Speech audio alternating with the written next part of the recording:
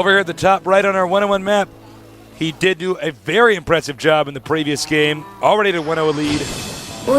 Ensnare. Down here in the bottom left, a member of team Zenix.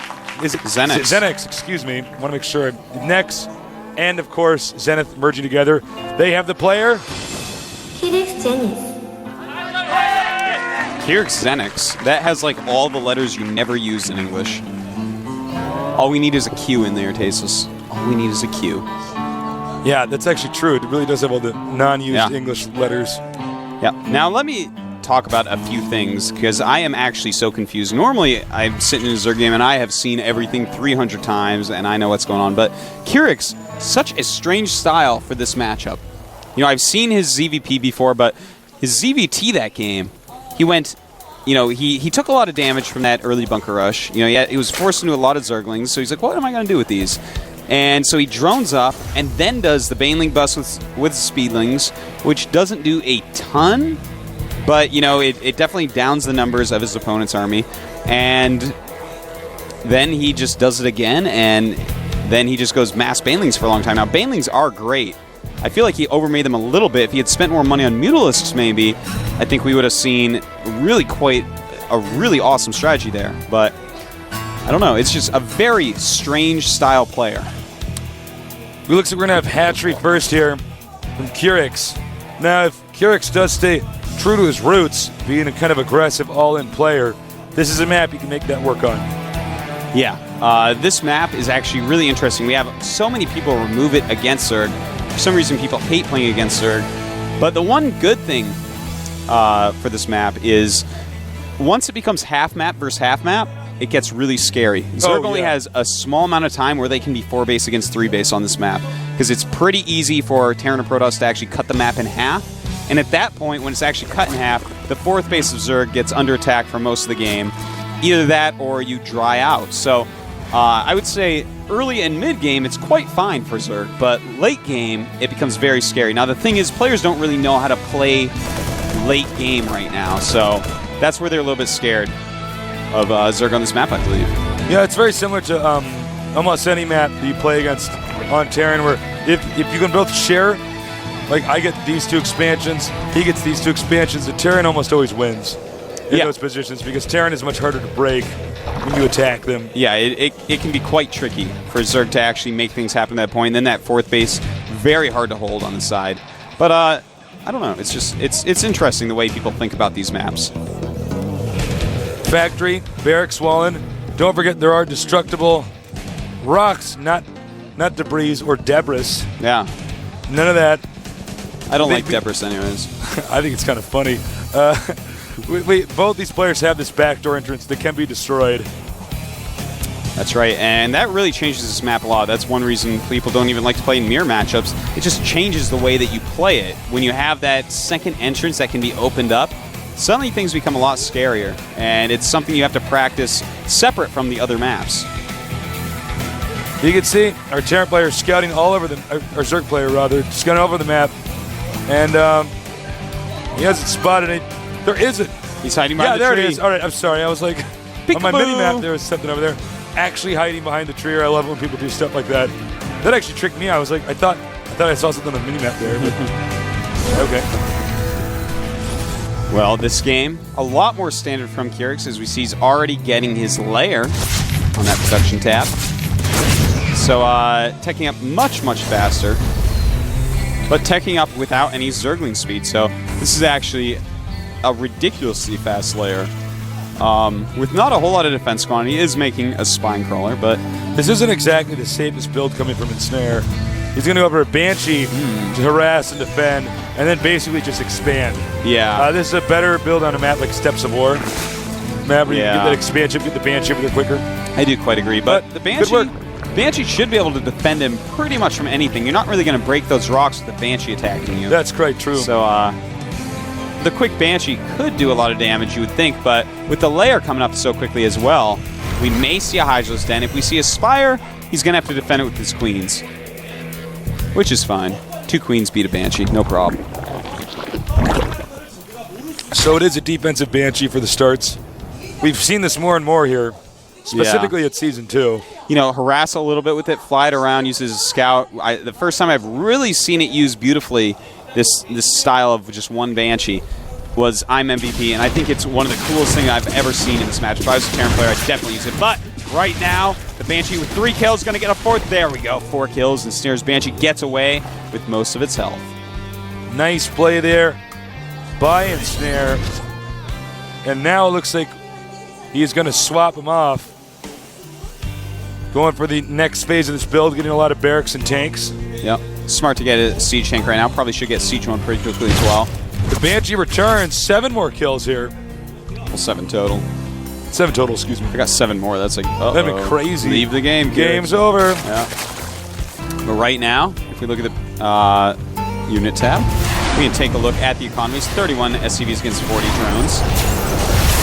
And Kyrix, he's in pretty good position so far. And he is going for that Spire once again. Hopefully this game will see more Mutalisks. Well, had he not lost those Mutalisks in the last game, he could have possibly survived in that attack. Quite true. Zerg expanding over here. Smart move by our Zerg player, because if he takes this expansion, this is the most logical expansion for the Terran to get to late game, so he wants to suck minerals out of there to get in a good position later on. That's an interesting way to look at it, Tasis, definitely. If he does suck out like half the minerals, and then even if he loses it, if he goes for the very long, drawn-out game, Terran is going to be down a lot. And look at this! Moves a little bit too much with those Zerglings, but does surround these siege tanks. He better kill one at least. And he only kills one, trading for that many Lings. That almost wasn't good. A little bit of a mess up there, but still, getting a siege tank, pretty important. Those things are deadly. Absolutely. Very, very, very powerful units. As you can see, he's spreading the creep now. Late game, he may break these rocks down so he has more circulation on the map. Since oftentimes when Terrans start to bunker down and turtle up, they do a lot of drops and stuff like that. Quite true. Gotta defend that main. That hatchery almost done. It's going to be very hard to defend though, so he's going to hope that the Terran player does not scout it too quickly. Luckily, he has the watchtower near it, so he's going to be able to see if Terran is trying to go down there. He's going to have to intercept either with Zerglings or with his Mutas. Medevac on the way out here. Now Terran, let's see, does Terran even know? Terran has no idea about this expansion over here. Yeah, none whatsoever. But if a medevac goes down that way to try to drop, he may find out about it quite quickly. Now going after those rocks again. Now this is the cool part about this map for Zerg. I think this is the main reason people don't want to play it. Killing that and having Mutaling Bane with speed, you can do so much harassment against Terran, it's quite hard to stop it all. Now he's going to break down those rocks, and watch as he can fly Terran right in there. doesn't even seem to know. Yeah.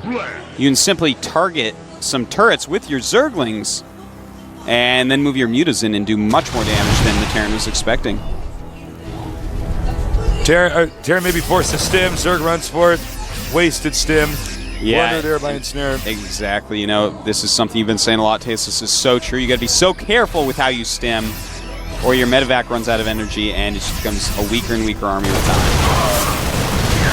And look at this, picking off some Marines. Nice harassment play here. Picking off another Marine. He's paying a lot of attention, making that Mutalist stack bigger and bigger. That is how you have to play this matchup. Banelings. Oh, Lots wow. of Banelings. Also, Baneling speed being made. I do appreciate that Kyrix gets Baneling speed as soon as possible. You really do need it to engage the Terran army. So many Mutas out now. Terran has no idea about either of these expansions. This is very sloppy by Ensnare. SCV ready. It looks like taking another base up at the top. A more normal base for Zerg expanded. And targeting some medevacs. Whoa. Gets one of them. Doesn't really lose anything. So pretty good job right there. Keeping the medevac numbers low really does hurt the Terran army. Now, Ensnare looks like he does want to push out, but there are a lot of Banelings. Yeah. If he controls this army correctly, it's going to be very hard for Ensnare to actually engage him. And it looks like it is time. But he's too far ahead with the Mutas. No, Kyrix. That is not good. Oh, man, he lost so many of his Mutas. He just has to run those Marines away from the Banes nonstop. Let his Banshee, let his tanks, let his Marauders clean that up. Yeah, no kidding. Of course, the tank splash damage so good, and they can absorb most of the Baneling hits. Now, at this point in time, Terran has to be somewhat aware of this expansion. You would think at least. And you know what's really great is the sensor tower that he has set up in the middle of the map. Yeah. That is going to allow him to see anything incoming. And he already knows that there were units sitting right outside there. They're gone now. Of course, the Banelings have moved back, smartly so. But he's going to know well before anything comes, as long as he keeps an eye on his minimap. You know, the problem for Ensnare, though, is he just isn't really acknowledging or scouting these locations that the Zerg has. Yeah. Once he goes down and finds out that Zerg drones have been mining from his 4th base for this long, he's not going to be happy. Not at all. He's going to be quite upset, in fact. There's going to be too many Mutalisks here. Yeah, not letting him scout. Yeah. Oh, but a Marine does. Does a Marine make it down? I thought one did. And this is what? He's on move command. Ensnare. The big mistake here. And those Mutas can actually take out those Marines. Decides to run away, though. Doesn't want to have any losses against 1-1 upgraded Marines. Terran holding position, but being way too passive is not the Ensnare we know so well. Yeah, you know, he is being so passive. And if you're going to be this passive, take another base. He has the command center, but he's not making any effort to actually push down. But look at this. A nice little attack here. A few Marines removing the drones at that expansion. Don't know if it was really worth it, though. Does he actually still not actually know? No, he knows. Okay. And that cannot make him feel any good at all. But he is going to take that 3rd base, clearing out these destructible rocks. Going to float the command center down. And there it comes. What? Oh my god, he starts building a command center despite a command center floating down. What is happening to Ensnare this game? I have no idea. A command center. That does happen from time to time. He's just kind of on autopilot. But here comes a ton of Zerglings. Here come the Banes. Banes have to go after these Marines. It's so important. Thor's there to suck up damage. A trillion Banes hitting the Thors. Oh no. Oh wow. No. This was quite a battle, Tasteless. He got slammed. He has hardly anything else left. Meanwhile, there's more Zerg units gathering over here in this location with the Overlords. And, you know, if we take a look at the supplies, we have 110 against 117, but attacking this base. He kills this base. It's a good start for Ensnare to come back through into this game. Morphing more Banes. And he does take out the hatch. Get out of there fast. Yeah, he does not want these Banes to smash towards that army. You know, Kyrix is a little bit sloppy there. So many Banes actually hitting the Thors. Killing a Thor with Banes is no easy task. No, it is not. His planetary is almost done. He needs to keep this expansion alive. Will he just suicide Banes into it? Looks like he will. And a lift off. Very smart. Cancels the planetary and lifts it off. Wow. Oh, kills the SCVs. Very nice. But with the Thors there, the Mutas are going to have to run away. The command center ends up living. And now, you know, this is actually such a wild Zerg style. The guy is so aggressive. He's almost like an unrefined July Zerg. You know what's funny is that if he can just get enough units to get over here and take out this expansion, Terran can even this out. But as of now, I think Zerg has just lasted long enough up these bases that Terran's not going to be able to secure this. Yeah, it seems like he's maybe hit that critical point where his income is just so much better than the Terrans, and he has enough hatcheries and queens that he can just replace the army. It doesn't really matter with which units, and he's going to be in a great position then. And if we look down here, look at that. So many Banes being morphed. Jesus. Yeah, it's got 21 morphing. It's got 52 drones right now. It's really mining quite well. Expanding again here, too. Re-expanding up there. And Snare is in trouble. He is in real big trouble here, and he is moving down with some Marines, but there are so many Banes here. What is he to do? And it looks like this is going to be GG here. Yeah, there are so many Banes, man. Kyrix's crazy aggressive style seems to be doing wonders against Ensnare. Wow, he really handed it to Ensnare this game. Ensnare's almost mined out. He has to know his chances are basically zero right now. Yeah, you know, this style we actually haven't really been seeing lately from good Zergs against Terran. Now, the style we've seen him do against Protoss was really quite an all-inish style, but right here, it's just a hyper-aggressive style. He's expanding a lot while he does it, which makes it doable. And I gotta tell you, man, It's not a style I use, but I am loving watching Kyrix do this. Oh, I'm so impressed with the guy. Yeah. I am quite impressed with him as well, and I am happy that we actually have such a different Zerg in the top 16 right now. Despite knocking out one of the best Protosses in the world. I know, no on kidding. his way, man. Which I'm sure a lot of Protoss players are upset about. Drones bouncing off that wall and then pinballing their way over here. Terran's not giving up, though. He's going to try to get this location. That's right. Kyrix right now with a lot more supplies going right in there. He's got so many banelings, hitting the Marauders, going after the Marines, not quite catching them. But the Roaches coming up to kill the Siege Tanks and hits the Marines. Oh, wow. Kyrix is so far ahead. He's got over twice the supply, 67 against 130. Well, about twice. Zerg has made a bunch more banelings and Roaches. This command center will not last for long. But he has a lot of mules there, man. If it lasts for any time at all, he's going to have so many minerals. That's true. So true. That many mules, you make many a command center. That's right. Here we go. It's raining mules. It's raining mules. I think he's just going to right-click on the command center. Yeah, I feel like that's going to come as well. And bam! It goes down. Very nice. The mules trying to get away with their minerals isn't going to happen. And I think we're going to see a GG pretty quickly here from Ensnare. Really impressive, hyper-aggressive play here by Kyrix.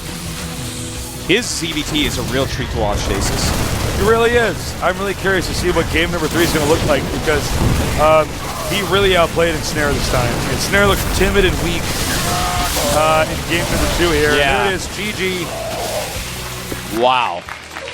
Not what I was expecting out of Kyrix. Both Ditto. these games, really high economy attacks from him, even though they were so aggressive that they almost looked like an all-in. It was nothing like his ZVP. I got to tell you, this has to be his favorite matchup. We don't have the information here about what his favorite matchup is, but this has to be We could probably assume. Well, this is ZVZ can be best. quite aggressive and get somewhere, but seriously, I was blown away. this is actually really cool to watch. Yeah. It's just such an aggressive style. It really does remind me of when July Zerg came out in StarCraft 1. You know, everyone was a controlling Zerg because that's normally the best way to play Zerg, but suddenly July comes out, he's attacking everyone nonstop, still expanding though, and that's what we're seeing from Kyrix. So it's actually really fun to watch, and I am just getting completely stoked for game number 3. Oh, I'm so amped to get game number 3 underway. Both the players have confirmed that they're ready, so whenever our Korean commentators are ready as well, we will start this up. Hopefully with the most perfect timing to get that intro going and make it in sync. Guys, thank you so much for joining us. I don't know who's going to win this. Well, let's talk about the map that we're going to see. We're going to see Steps of War, which is interesting because every Zerg normally removes that as their first map removed. But being such a small map, Kyrix is such an aggressive player. Maybe his style is something that can work out very well on this map. But it is time to start the game, Tasteless. Let's get ready.